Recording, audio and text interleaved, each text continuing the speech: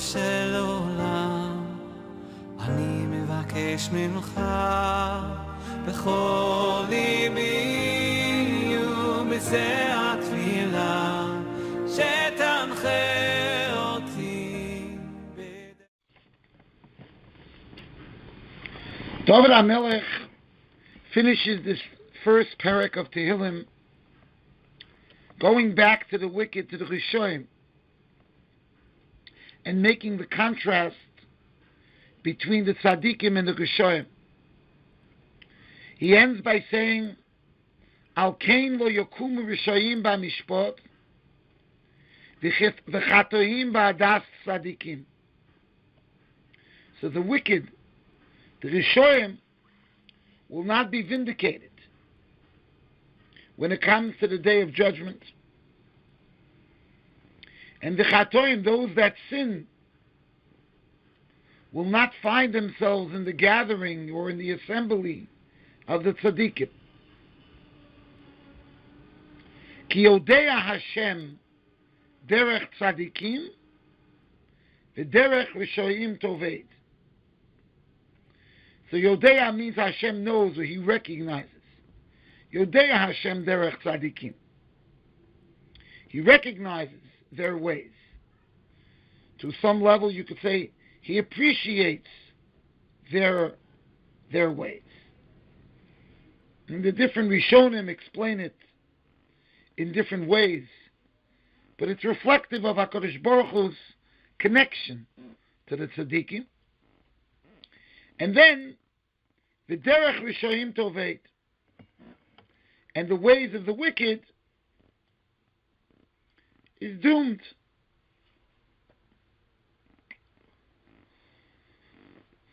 These psukim, these final psukim of this parak, really force us to look deeper into the message of the whole parak. For some reason, David HaMelech not only begins the Sefer with this whole concept of Ashrei, of praising the tzaddik and his ways, he has the need to make the contrast. And as we discussed in the previous psukim, making a contrast between peoples that are so clearly, completely different and isolated from each other. And the question is why? Why does David HaMelech have to emphasize the negative of the Rishonim to bring out the positive of the tzaddikim? Clearly there's a message. So I want to share with you a fascinating Chazal. What Chazal say in regarding these words of David HaMelech. And the Medrash says as follows. This Medrash is found in many places, most prominently in Parashas Ba'aloscha. Omar HaKadosh Baruch Hu l'Rishonim. Hashem says to the Rishonim, Ani amarti yehi kain. I said it should be so. V'atem amartem, and you, the wicked, you, the Rishonim, amartem lo kain. Al kain lo yokumu Rishonim b'mishpat. Therefore, the Rishonim will not stand. Meaning, when David HaMelech says over here that the wicked will not be vindicated in the day of judgment, it's because Hashem said yehi kain. Hashem said it should be as such. And the Rabbi Shalom had a certain dictate, and the Rishonim chose otherwise. Question is, what is this pasuk referring to? It's completely ambiguous. So I'll tell you another fascinating medrash in Bereshis. The medrash says, HaKadosh Baruch Hu called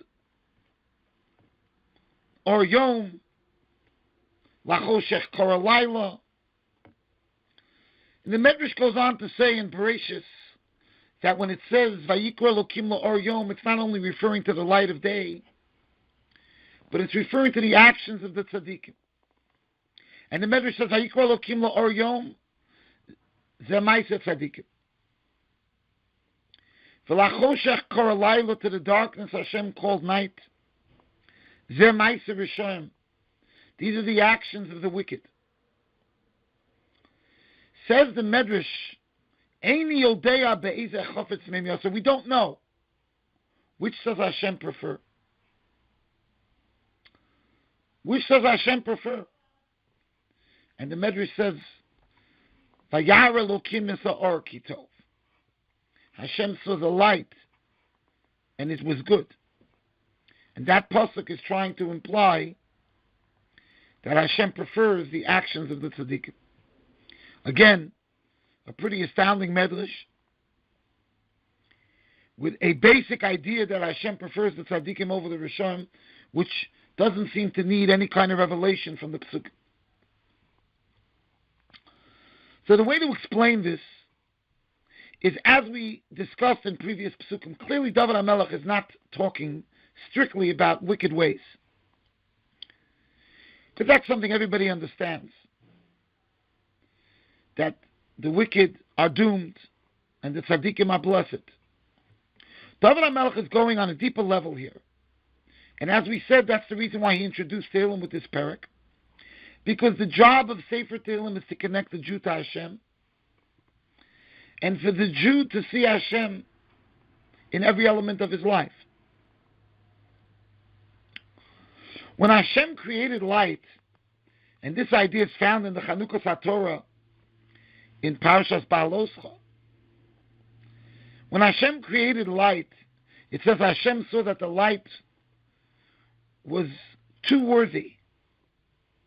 It was too worthy. And Hashem hid it and put it away in store for the tzaddikim lasted level. That's what the Medrash says. The Chanukas HaTorah explains in Parshas Ba'aloscha that the light of the menorah and the Beis Hamikdash actually was like a small opening to that light, that ultimate light that Hashem created in the 6 days of creation. That's what the Chanukas HaTorah says. And when Chazal tell us that the windows in the Beis Hamikdash were shaped where the wider part of the window was facing outward to let the light of the Mikdash out, the Chanukas HaTorah says on a higher level, that is the light of the Sheshis Yimei Breshis, the ultimate light. And that is found also in the Zohar HaKadosh, that clearly states the same idea, that the light of the menorah illuminated the world around with a feeling and a taste of the light of Sheshis Yimei Breshis. And the explanation to that is that the light of Sheshis Yimei Breshis, as Chazal say, you were able to see from one side of the world to the other. Clearly, it's not just talking about light in the sense of brightness, but it's talking about light in the sense of clarity. And the more one is connected to Hashem, and the more one sees Hashem in every element of life, the more clarity they have in all situations in life. That is the ultimate light. And it's that light that David HaMelech is talking about here in Tehillim. It's that light that we're put on this world to be able to try to see, to get a gaze, and to strain our eyes to see more of Hashem in our lives. And those that don't, those that keep their eyes shut, are actually shutting themselves down from what they were here, what they were placed on this world for, what the neshama was put into their bodies for, to get a glimpse of that light. And that's what David HaMelech is saying, Al kein lo yakumu rishayim b'mishpat v'chatorim b'al. Because the Rishayim, of course they have good deeds,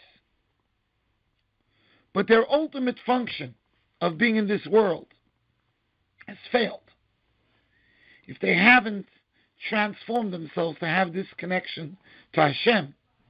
And that's how he ends Ki Yodei Hashem Derech Tzadikim. B'derech L'Shem Toved.